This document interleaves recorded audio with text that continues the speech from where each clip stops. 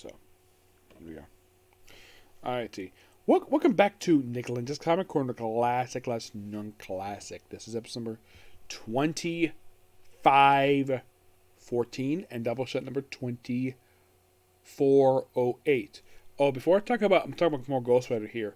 To replace Robbie Reyes' book, I'm actually going to replace it with the very first volume for Ghost Rider, along with Western Gunfighters, which is only going to be about 7 issues.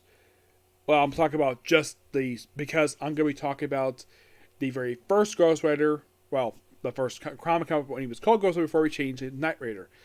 I want to talk about this first volume, because it's for ongoing volume, this is actually the second shortest of the whole series. I'll talk more about that when I talk about that particular video. But first, it's going to be Masterworks Ghost Rider Volume 5. The last known Masterworks book was released, and this contains issues 51 to 62. But I'm also going to be discussing issues 63 to 66. And of course, we're discussing another Werewolf by Night Epic Collection.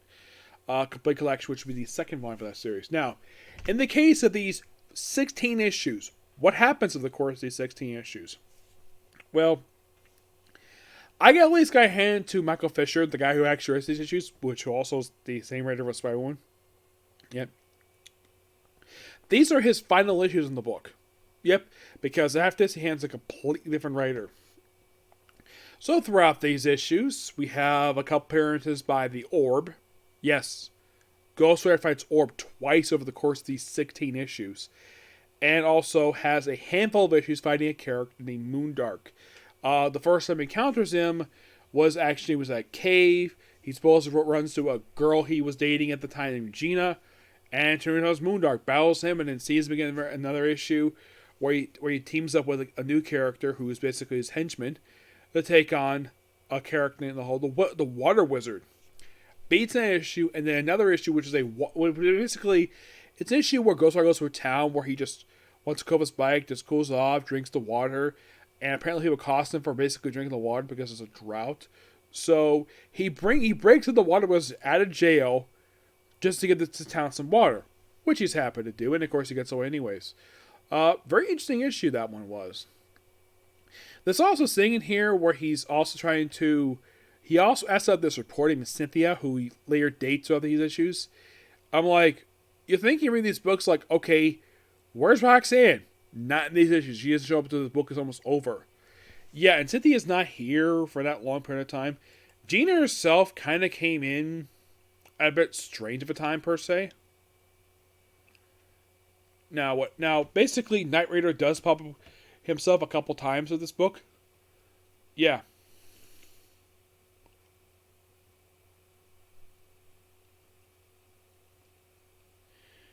Yeah.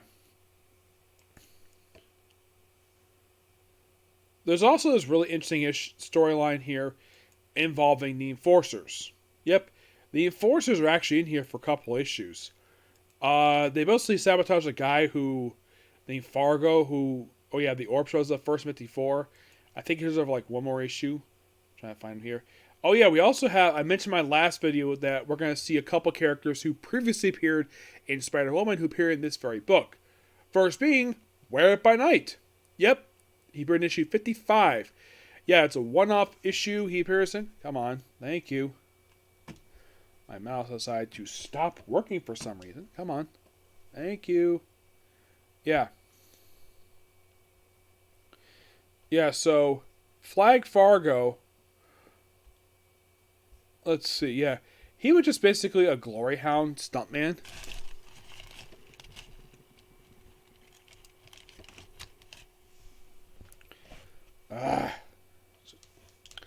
My mouse apparently decided to... Okay. Is it working now? Nope, my mouse just decided to stop working. For some unknown reason. It just decided to stop working. Now, Fargo's only in the book for a very short period of time. Yeah. Basically by the end of these issues, basically, he is gone from the book. Yeah, he basically has a thing where... where Ghost Rider takes him on in a rematch, which of course basically has to call off the match because of interference. Yep. Oh yeah, this issue here is also first appearance of Hamilton Slade. Oh boy, this guy.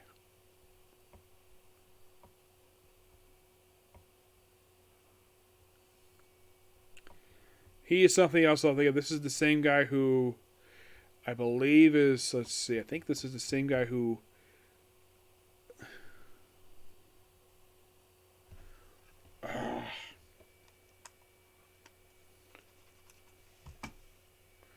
Okay, I think my mouse is finally working now. Yes, there we go. I believe this is the same one who.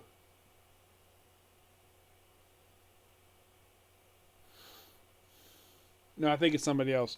Yeah, there was another Slade who basically was involved with. It was Hamilton Slade. Yes, Hamilton Slade. Oh boy, this jerk.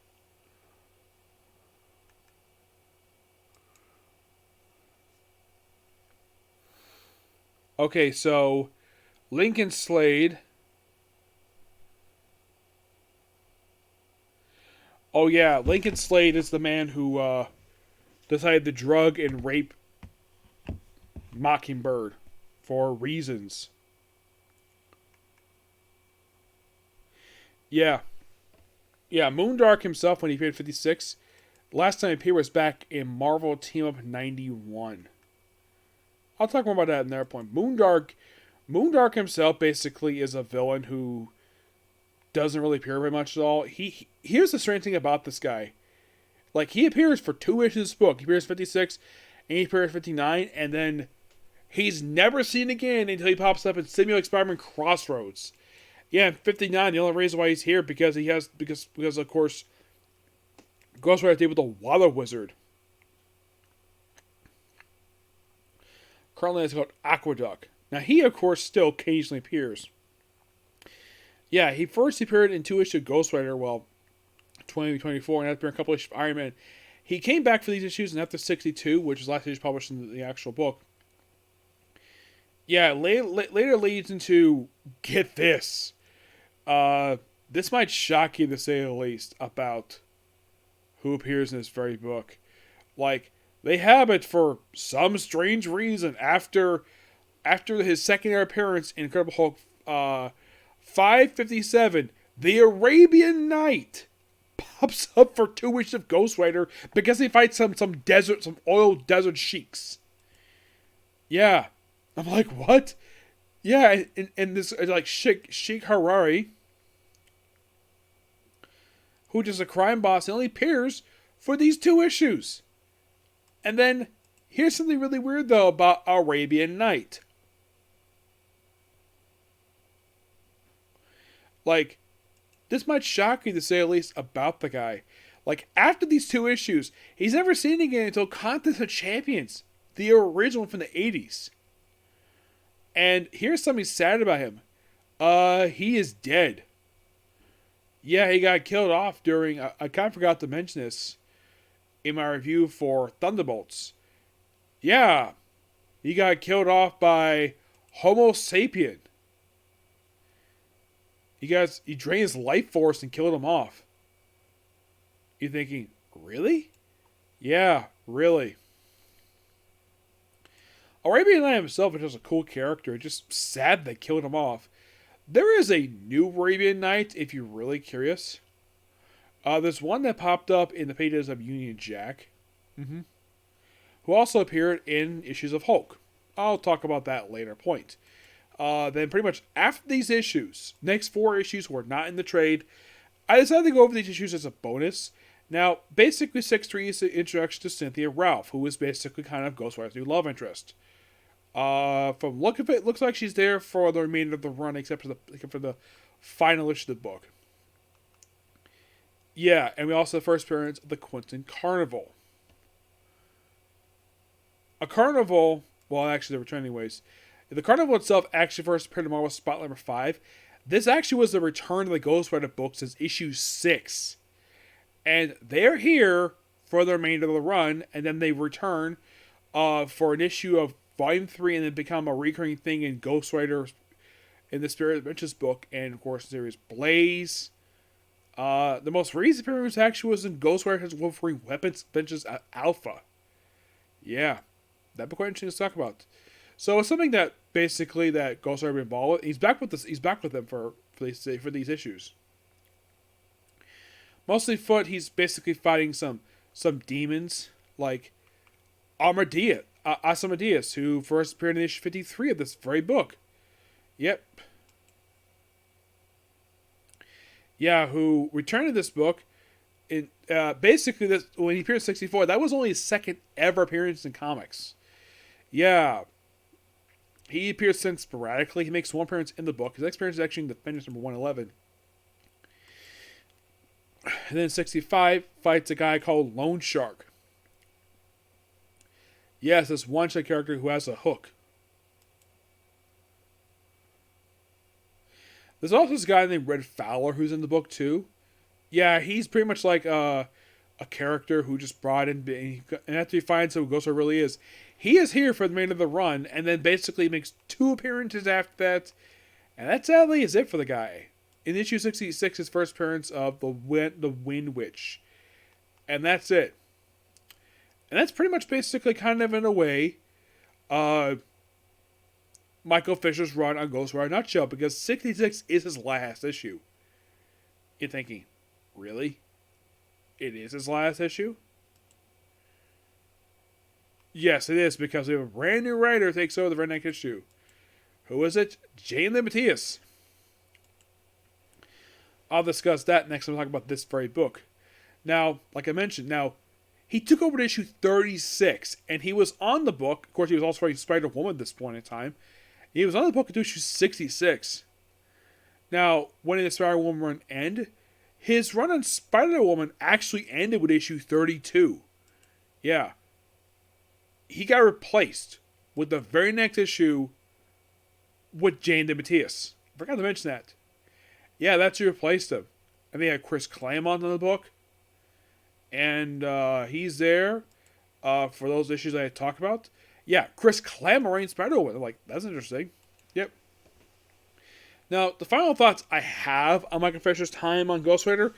It felt as though basically it's kind of went back to where it was started in the book, where it's kind of like early stuff. It's like Ghost Rider's like off on his own, and he's basically occasionally interacting with the larger Marvel universe. And though he does appear outside the book, I will get into his appearance tomorrow team in the future. But it's like the first half of the one is okay, but it does get better once issue 50 hits, and then it becomes really good. It becomes a much more better book. And then we get a much more better writer. Now, nothing against Michael Fisher. I don't think he's a terrible writer. I enjoyed his run in Spider-Woman. I thought it was really good. It just his Ghost Rider run is just okay at best. I mean, the first half of it and the rest of it was actually pretty good. Though, you might find this interesting. What book did he work on right after Ghost Rider? He did Savage Sword Conan. Full-time from 75 until issue. Of course, he also go for on the Conan Barbarian book. Yeah, he did some Conan. He went back and from both books into issue for Conan until 225, which was not the final issue of the book. His last issue he had worked on Marvel was G.I. Joe Special Missions number 27, which was released in 1989. Now you might be curious, what was his very first book he did for Marvel? This book. Yeah, he also did an issue of Captain America. He did one issue of Man-Thing. He did an issue for Daredevil. Yeah, for Man-Thing, he did the second volume for the book. And how long did he do the second volume for? Just for 3 issues. And then he got replaced with a different writer. Yeah, Man-Thing will definitely be a character to discuss in the future because he's quite interesting. So far, as of right now, what have I covered from Michael Fisher? I've covered his Ghost Rider run, his Captain America she worked on, his Spider-Man run. Anybody thinking, is there anything else? Not really. I'm looking right now. He did do one issue Amazing Spider-Man, issue 220. which was the issue that featured a guest appearance by Moon Knight. Yep. And that's all I'll talk about for him. Somebody might think, okay, what is left for him? Well, there is this Man-Thing book that he worked on. Savage Sword Conan the Barbarian. There's also some stuff for Star Wars, but most importantly, just just basically some Conan books. Let the go talk about for him. But great book overall by him. Next up we have is, let's see if I can find it here. There it is. Wear It by Night, The Complete Collection, Volume 2. Which collect issues 16 to 30 of Wear It by Night, Giant-Sized Creatures, number 1, and I believe the other book was Miracles. I think it was issues 2 and 3 of Giant-Sized Wear It by Night.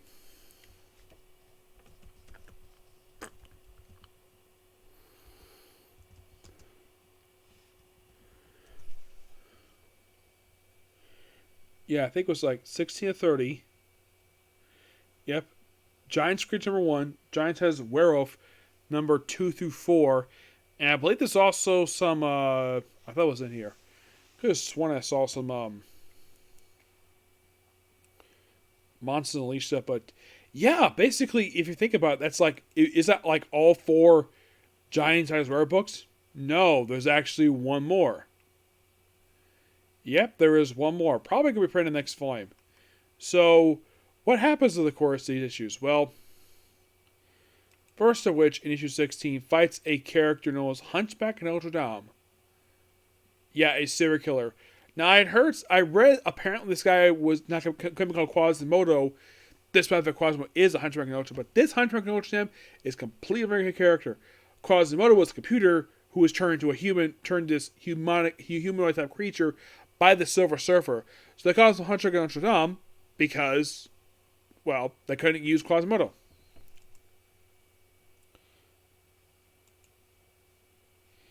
Yep, and that's basically happened in issue 16. In 17, of course, basically, we have him take on members of the committee. Yep, the committee. Now, of course, the committee, who appeared in this book, now, pretty much in the way, this actually was the return to the book. When they appeared in issue 17, they're here for 17, 18, and 20. Yeah, they're only here for 3 issues of the book. Well, they unleash Baron Thunder and Behemoth.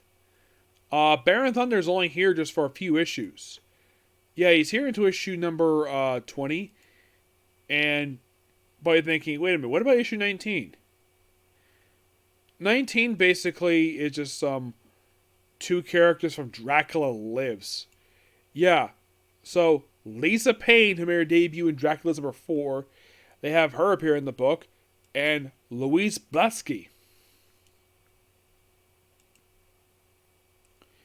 Yeah, and this is another character who also appeared in Dracula Lives. I'm like, so Mike Frederick decided to... By the way, I forgot to mention this. Writers of this book are Mike Frederick, Tony Isabella, Doug Moak, and Jerry Conway. Artwork, Mike Perg, Don Perlin, Pat Broderick, Young Matito, and Virgil Rendo. Yep. Claude Johnson one of the inkers. Front cover is Gail Kane and Veronica Gicci. Back cover, Gail Kane and Abalon's Ian Holden. Yes. Yeah, there's also a really cool cover where he's fighting an illusion of Dracula and, of all people, like his niece, Lisa. And then we have Giantess Creatures number 1. This issue is really awesome. It's Wear It by Night versus Hydra. And also, there's a ritual to churn Greer Grant, who was the cat at this point in time, to make her into Tigra, which is still something that's stuck this very day. And you might be thinking, Tony Isabella wrote this issue. Oh yeah, and by the way, there's backup stories in here. They're just reprints, definitely. Mm-hmm.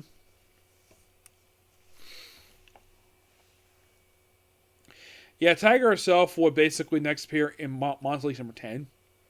Yep. But this book was actually really good. Yeah, great book. The very next issue basically wraps up the whole first storyline for each of the committee. And then, of course, basically, we deal with a character named Lewis Hackett, who is in our werewolf. He gets killed off here. This actually was his. This is like, I guess the rights fellows though, hey, just kill him off because there's nothing else for him to do, so kill him off here. And then we have another giant-sized book. This time, where we have Jack Russell teaming with the Frankenstein monster to take on the Brotherhood of Bale. I'm like, okay, interesting.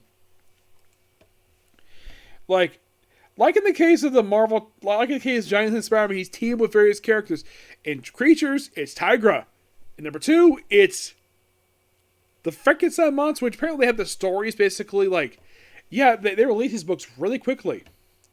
And then, of course, basically it takes a character named Atlas in issue number 22. Now, no, this is not Eric Johnson. It's a completely different character. Yeah, he debuts in this issue and he gets killed off the very next issue. Yep. There's also a character named Buck Cohen appearing in the book. He's just a friend of basically the character. He's appeared very sporadically. But he's here for almost the entire book. Until around issue, until the book almost over with. Yep. It's only issue 24, Deprave. Yeah, it's just weird guy, and he's just a character who appears for 3 issues, and that's really it. Yeah, he's not basically a big character, just basically a brute. And also, we have the return of the Hangman in issue 25. Yeah. And by the way, this is the original Hangman. Yeah, and by the way, after these 2 appearances in Werewolf by Night 25-26, he next appears in Spider-Woman. Yes, seriously. That's where he next appears in issues 4 and 5 for Spider-Woman after appearing in 2 issues of this very book. And then at 26, we have another giant-sized werewolf book. And this one, he teams up, he basically goes to Transylvania. And you're thinking, what, this is from the Dracula? Nope. He just basically deals with zombies, and it's like, what was the point of having one with Dracula? Like, this is really weird. By the way, you have Doug Moak basically doing this book. Now you might think, okay, now, you had basically Mike Frederick be the writer of the book. When did Doug Moak take over the book? Doug took over, was it 20?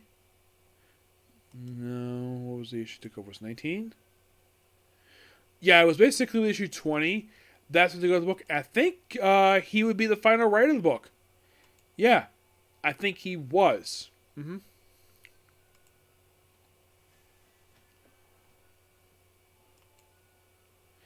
Yeah, and of course, after the Giant Has Werewolf book, which he would write that one.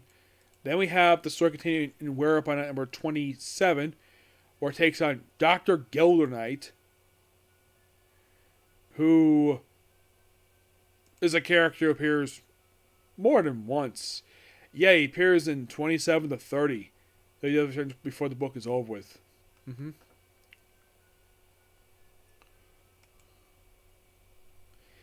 Yeah, and basically Werewolf has to deal with him for the next 2 issues.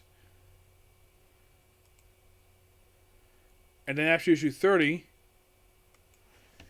then of course basically for issue 4, he teams with Michael Morbius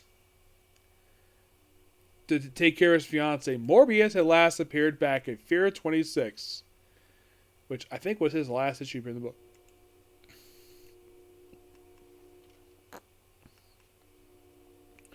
Yeah, I think it's quite interesting the fact that he appeared in this book and then returns to Fear like right afterwards. Yeah, I thought that was quite interesting. Yep. And Doug wrote pretty much everything. Well, except for some backup stuff. And the second story basically is the character Brad Wingle who gets killed off in the book. Yeah, this was only his last appear back in issue 13. And then, of course, just kill him off in the book. And we have a character called Father of All World, this weird tentacle creature, appeared in this one issue. Yeah. And not much to say about these 2 books. They're both really good. In the case Werewolf by Night, I give this book roughly a 10 out of 10. Okay, so that's episode. If you have one more comic corner to do, and then basically, well, let's see. Could I call it a night? Not sure. You'll find out soon. Okay, next video. Bye.